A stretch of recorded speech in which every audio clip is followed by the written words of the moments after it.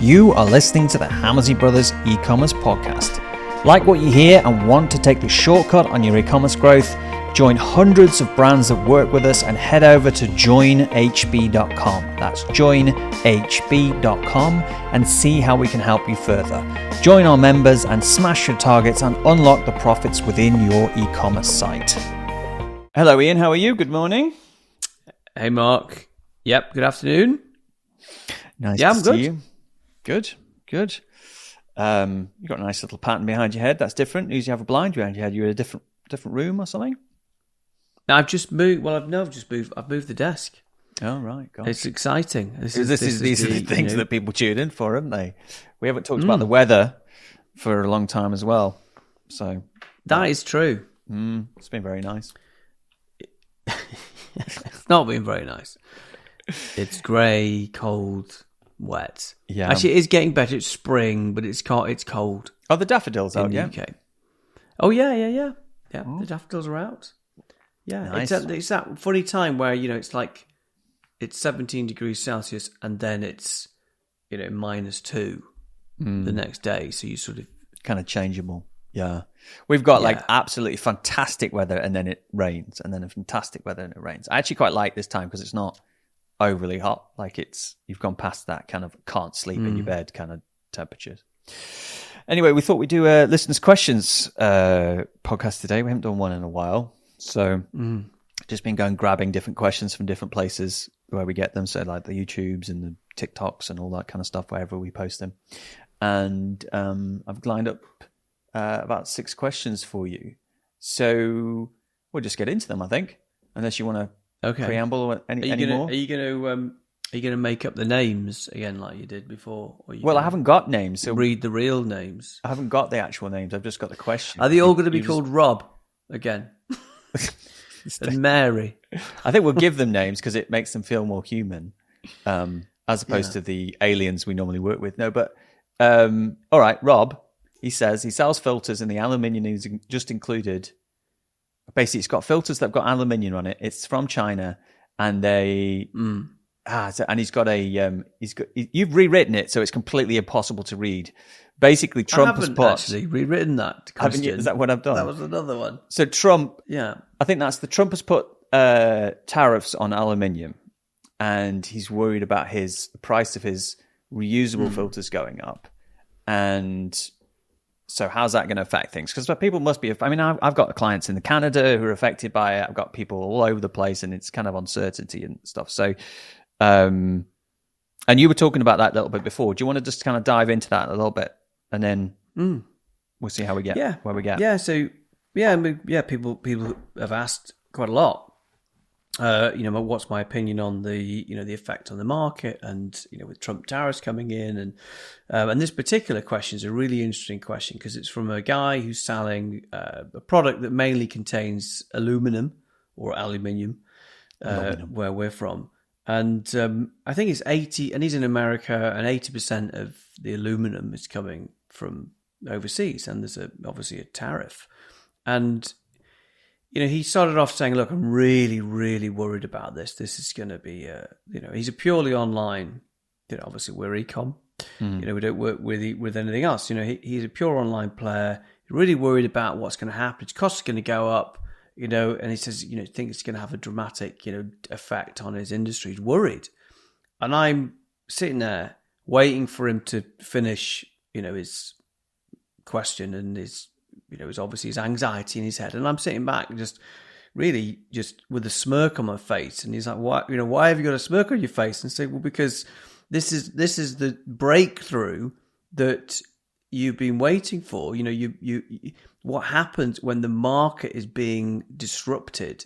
It allows you to be disruptive because your main competitor is not the other online guys who are selling the same product. It's the store, the trade. This is a B2B product. This is the traditional heating engineer who's going around to these businesses selling these filters in, and they're all going to go, oh my god, that's expensive.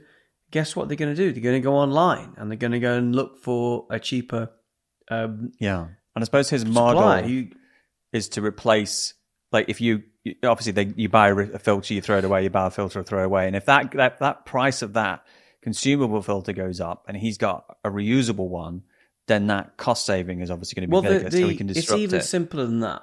It's even simpler than that. Yeah. You know, his model is, look, you buy a filter for life and you never have to use the consumable ones. But he's competing with heating engineers who are supplying the same filter.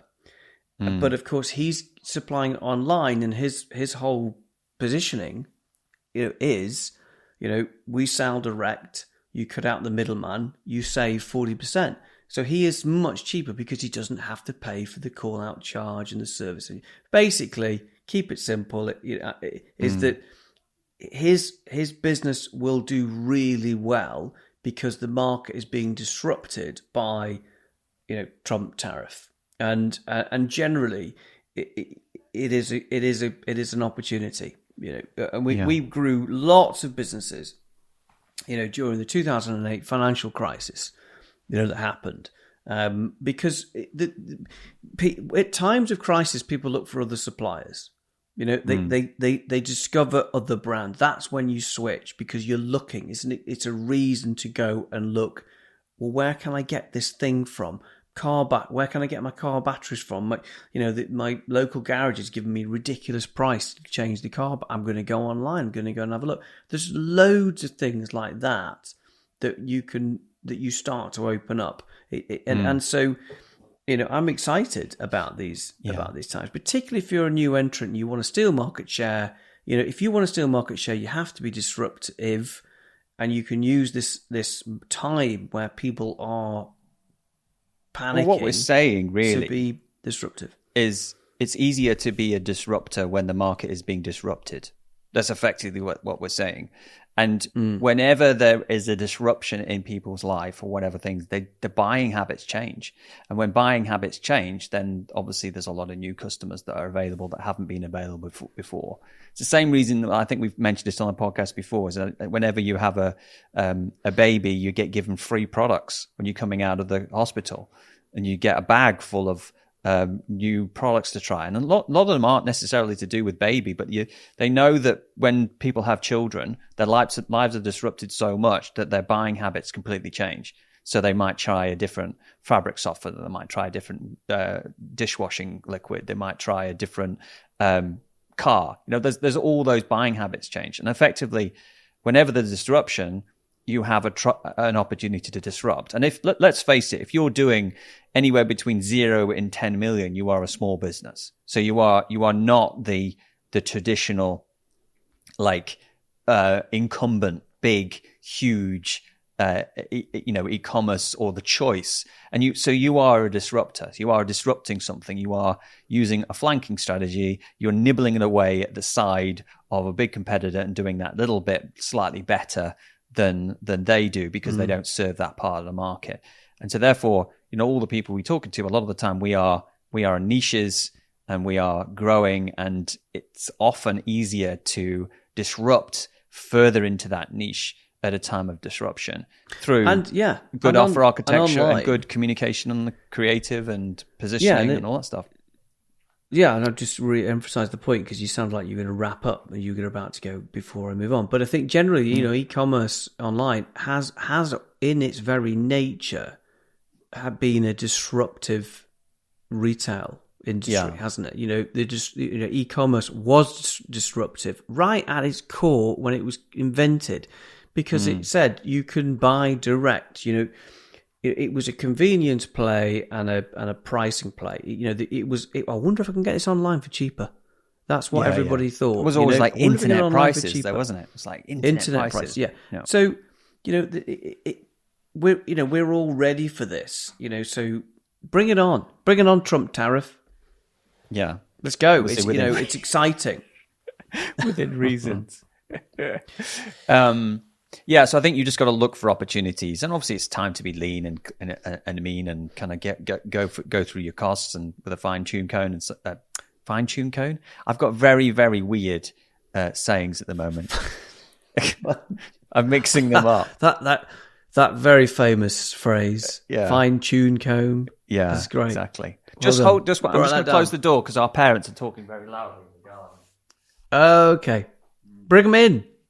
No. You're not bringing them in?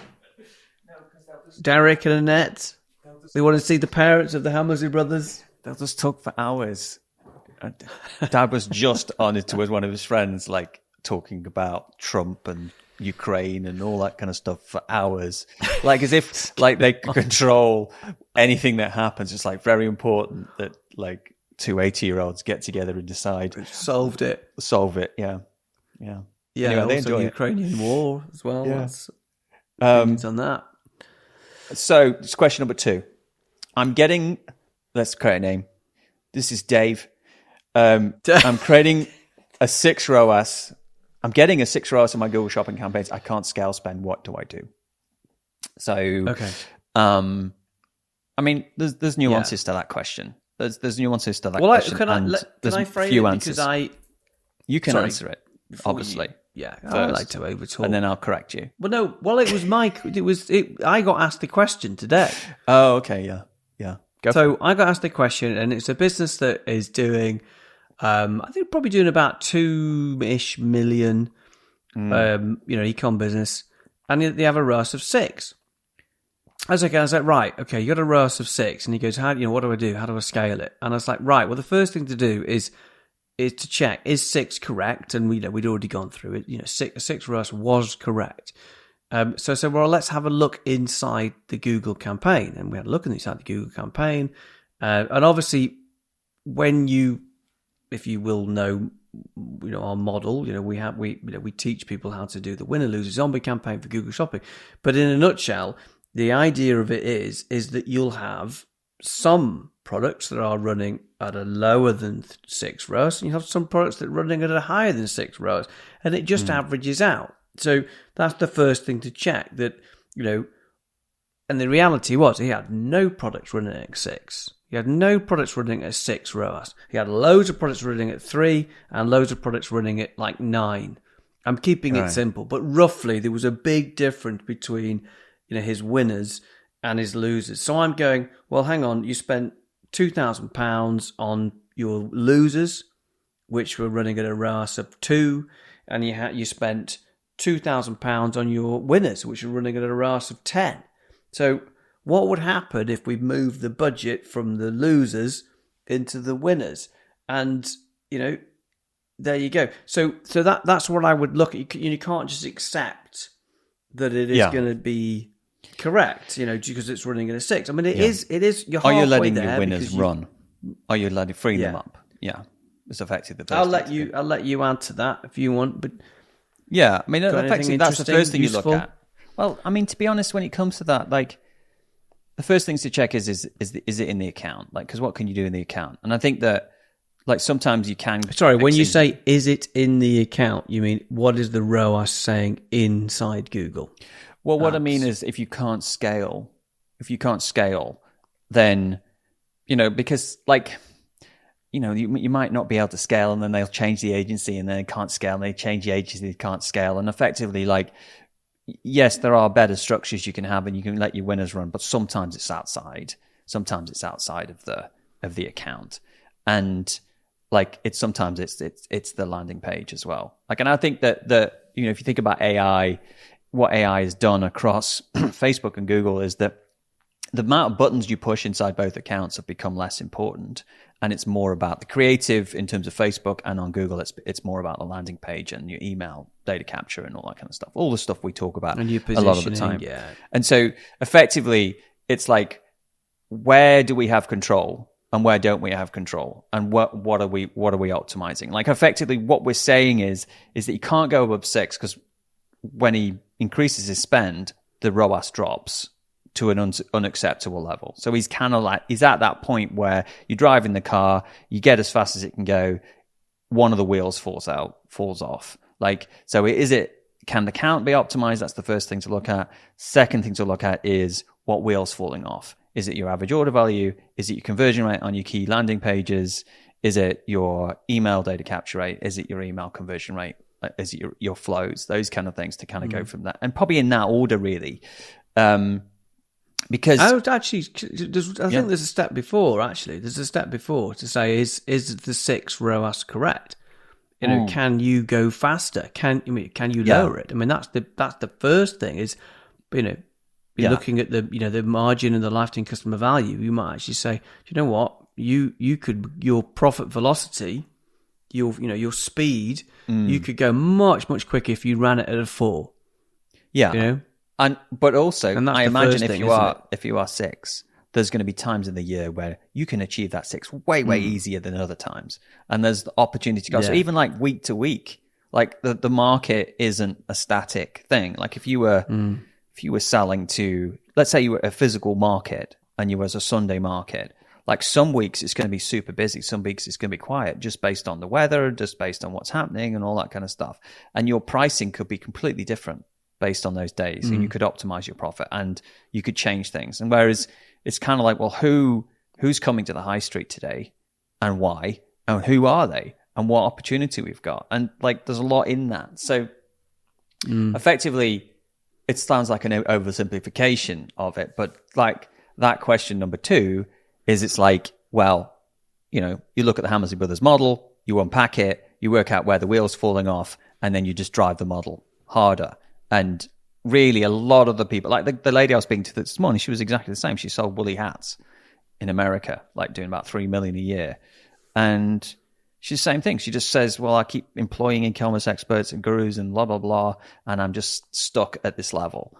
And I said to her, well, what governs what you spend on Facebook and Google, and what governs the financial model? She says, I'm not really sure. And it's like, well, okay, well, that's the first thing to unpack. It's to understand exactly what we should be spending at any time, and then we go and optimize. Whereas I think if you came to us 6 years ago, we would just go and optimize. We would just start optimizing, because we're like, well, of course someone wants more sales, we'll just go and do it. But it's like, you have to kind of intelligently optimize based around the business model rather than just and fix I think everything. that the woolly hat example, it's a great example there, because it clearly you buy a woolly hat when it's cold, and you're going to sell more when it's cold. So the opportunity is there, and what happens is it manifests itself as a higher conversion rate. Basically, when it's cold, you have more traffic, high conversion rate, which means your cost of acquisition goes down because your conversion rate's higher, and it means you can afford to go and spend much more aggressively because you can. The maths work, and that sometimes for a business like woolly hats, it's probably 90% of it. It's funny, isn't it? People tend to overcomplicate the answer sometimes, don't they? They were looking for a complicated solution when sometimes it's easy. Well, but it's what I was thinking the other day is, it seems to have got some. It seems so simple for us now when you come to a business and knowing what to do. And like, I don't know whether it is simple or whether it's just that we've seen so many things. But it seems like when you're giving me a business, hey, Mark, we're doing a deep dive on this business, and I'm looking at on this, like going, duh. It's like, it's so much more simple than it was maybe 4 years ago when I look at the business and go, oh, maybe it's this, maybe it's that. And I'm not sure. Maybe I think our model is quite simple. And I think that a lot of the businesses that are coming to us, they seem like very, like, I was actually, a comment is, the companies that are coming to us seem to be very nice people. And I wonder when, because there's lots of people online selling e-commerce things, and they're all like sitting in their Ferraris and they're going, hey, I'm on Dragon's Den and I've got blah, blah, blah, blah. And I think that all the, let's put it as all the wankers I think are going to them. And I think we just get the nice people who are just like down to earth and just have got really nice businesses and want to have a normal conversation with a normal human being. And like that, well, that seems to be what I'm getting on the course, because I'm like, where are the people? Where are these kind of like boy racer types who want to like grow the business? I'm going to do 2 million in 3 days, and they certainly don't come through to my desk anyway. No. Anyway, moving on to the third question, and see what I think we should do, Ian. I think we should split up the question. You've got 6 questions. I think we should split them up into 2 podcasts, and therefore we only have to do the prep for 2 podcasts once, which is brilliant, thus saving time. Well, I know we don't do much prep, but like the prep we do, like next week we'll know exactly what we're doing. So it'll be great. Well, so we could do that, because I was just going to go and ignore the next the next couple of questions and just go to the interesting ones. But let's do that. I was going to do the number 3, and then we can do the next one next week. And all right. For those listening, they're all good. Do you know what? They're all good questions. They're all amazing questions. So this one's from John Davidson, and he sells flowers, and he needs to increase his lifetime customer value. So what are your tips? Sells flowers. Yeah. Okay. I'm laughing because this is a friend of ours. He'll be delighted to be mentioned. So he sells flowers. Well, so you said he sells flowers. How does he increase the lifetime customer value? Well, the lifetime customer value, I think, is actually a more stubborn metric than most. And I say that because it is largely determined by the products you sell. If people don't want to buy flowers again, there's no amount of trickery or offer architecture that you can put on the table. People tend to buy flowers as a gift. And if, Mother's Day, Valentine's Day, so you've got to be ready for those moments. But if you're trying to get them to buy flowers again for the next week, sometimes it's a little bit harder. But I do, if it's gifting, you have to be there at the right moments. The anniversary is obviously the obvious things. But I think if I reframe the question and say, I want to increase my lifetime customer value, I have an e-commerce business and I want to increase my lifetime customer value, you're essentially trying to amplify what's naturally happening. So if I am selling supplements, which is a very different business, if I'm on a supplement that typically a 4-week supply and it's vitamins and it's or it's a protein powder or it's anything like that, then the key to it is getting the second sale.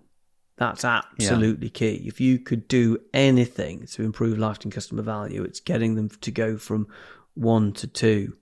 And they typically go from 1 to 2 in the first 5 weeks. 4 to 6 weeks is the 5th week. That's the magic number. The chances of them buying again drop off a cliff dramatically the further away it is from that 5th week. On most businesses, if you get them not to all buy, businesses, like Waterfield. Not all businesses. The supplement, anything that is a sort of, there's lots of businesses that has a typical like monthly cycle, like cosmetics. It seems everything. I say, how long does your face cream, typically last? Oh, it's 4 to 6 weeks. What about your shampoo? Oh, it's 4 to 6 weeks. What about your soap stuff? Yeah, it's 4. Supplements, vitamins, health products. It's all 4 to 6 weeks. And so you've got to hit them really, really hard. And so you're really throwing the kitchen sink at them. I've got an analogy for you, which you might find interesting. So like if I had, like we grew up in a place called Stoke-on-Trent, and one of the places we used to have a shop was Stone. So let's say the Stone cake shop. We used to have a bakery, but let's say the Stone cake shop was a flower shop where it was. So you can visualize it, right? So I'm selling flowers, and people are coming in and buying flowers randomly all the time. But obviously, people walking up and down the high street all the time are probably some of my past customers. They probably come into my store at some point and bought flowers, right? So if I wanted to increase repeat business, the way to do it would, if I could get more people to actually visit the store and come actually into the store, I'd probably get more sales. If people find themselves in the shop, they tend to buy more stuff. So it's the same with e-commerce. Is that if you can get people to at least go and say from an email, like, oh, I'll go and have a look to see if there's anything I want, you will get more sales. And so you can do that. I mean, it was what you were talking about a bit before, like that 5-week cycle. If we can give them something that is going to expire, or they feel that they've earned that's going to expire, not a big fan of reward points, but they do work. Like I prefer kind of tiers and things like that, but like a voucher or something.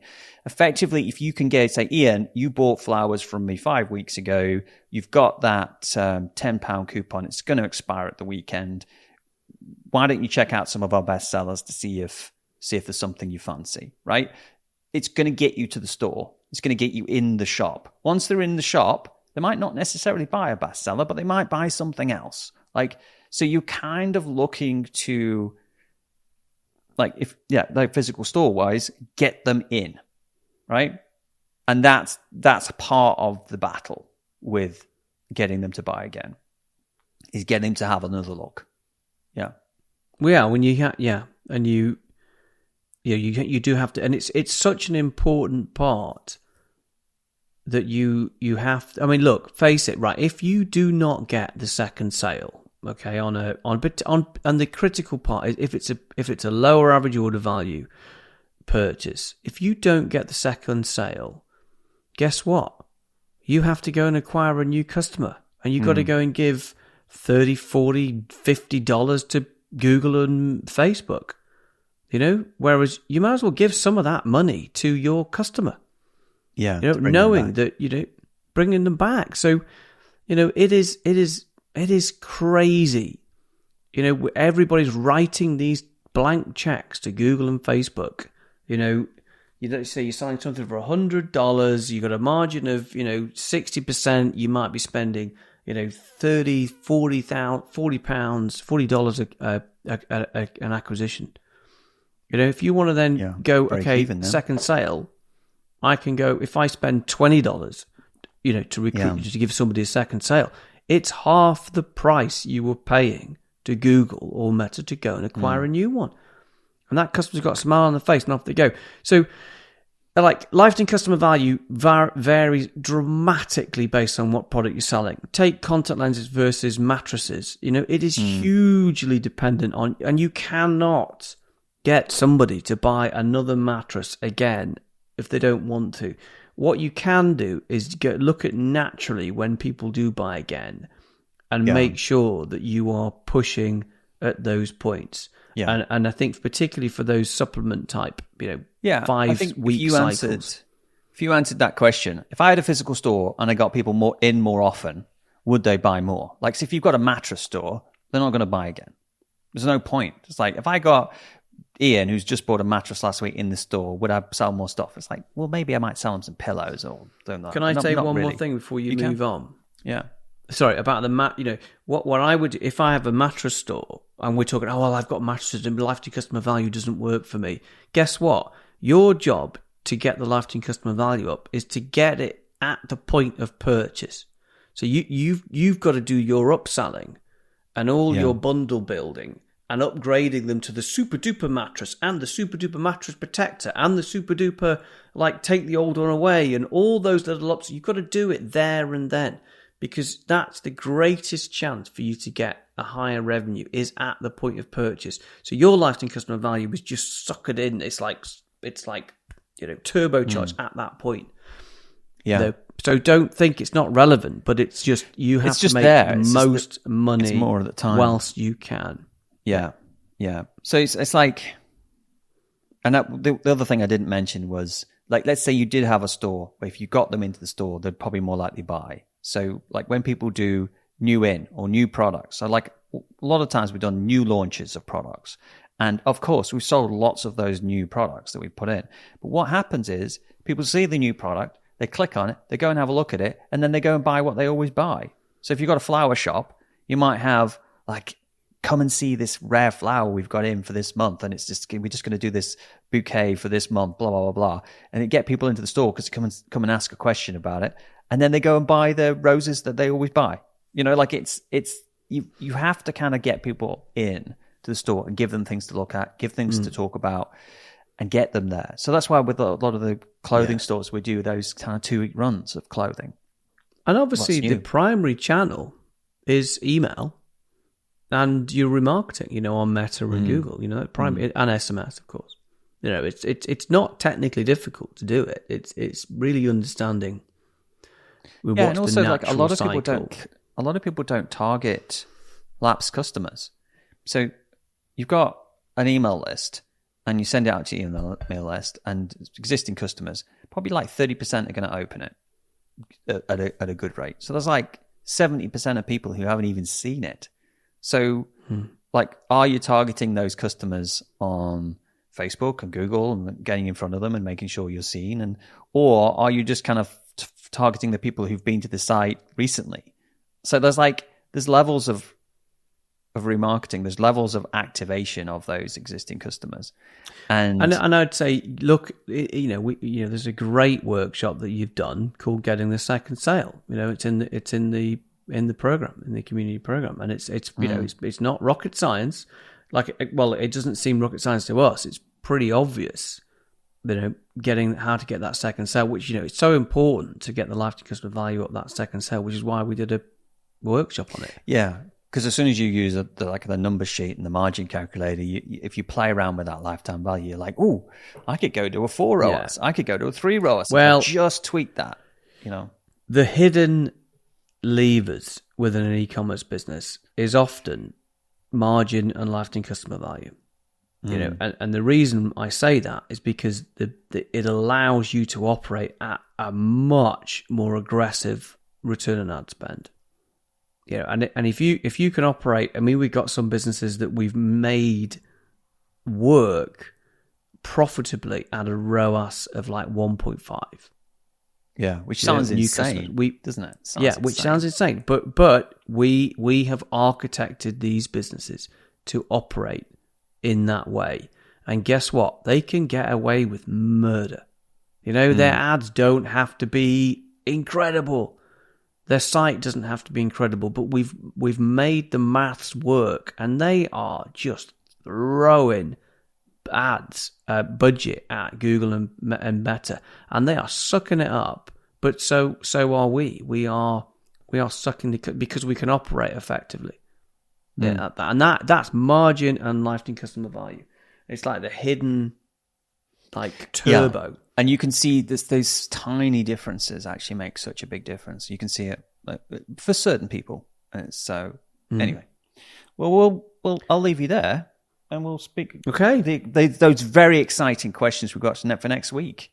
Which is it going to be Rob, Dave, and John? We should have again? Female names next week, because then we can that we're not sexist. It'll be Sally, Mary, Jane, and Jane. Yeah. We won't remember those names, so it will be someone else. Yeah, because they are real questions, aren't they, Mark? They are real questions, but I haven't put the name because I didn't copy and paste the name because I was stupid. Anyway, I hope you're all well, and I hope your e-commerce businesses are doing really well. And if you haven't booked a call with us yet, or come and chat to us, you're silly. Come and have a chat. Yeah. What more compelling reason do you need? I know. You're silly. Exactly. Yeah. I'm here now. That's what we used to say. Yeah. We used to say, I was a salesperson for IBM, and they was like saying, "Well, what's your unique selling point?" And I was at the sales meeting and says, "Well, I'm here now. I'm right here. Like no one else is. That's my unique selling point. We're here." Yeah. Brilliant. Did it work?